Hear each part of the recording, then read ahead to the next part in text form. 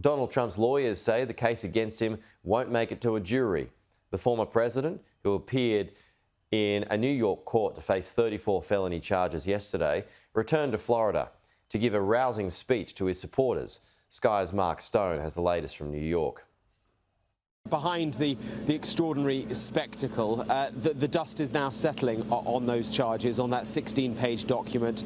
You would expect, of course, Donald Trump's lawyers to dismiss them, to say that this will never go to court. But it is interesting that broadly there does seem to be some consensus that there were no massive surprises in this, that this case is not weighted heavily against Donald Trump. It was always the weakest of the potential cases that he faces in the coming months. There's potential charges over January the 6th. There is the documents that he held down at Mar-a-Lago in Florida, the top secret documents. There is a case in Georgia as well about him attempting to find votes that didn't exist in the last election. These are much more serious cases if and when charges are brought there. So this was always the weakest.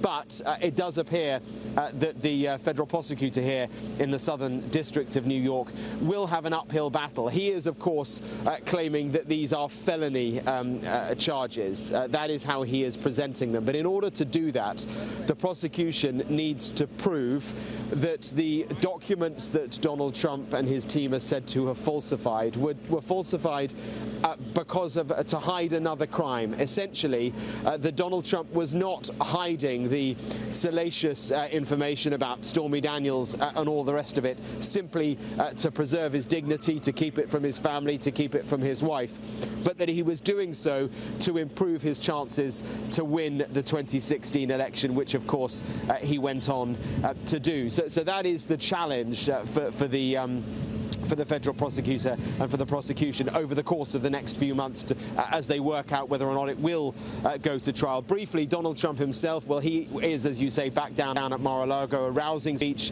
full of rhetoric as always, but he is now doing what he did to the electoral process, to the judicial process here in the United States, trying to undermine trust in the Department of Justice, calling for Republican lawmakers on Capitol Hill to defund the Department of Justice, to defund the FBI. This, some say, is a very dangerous precedent that the former president is continuing to set.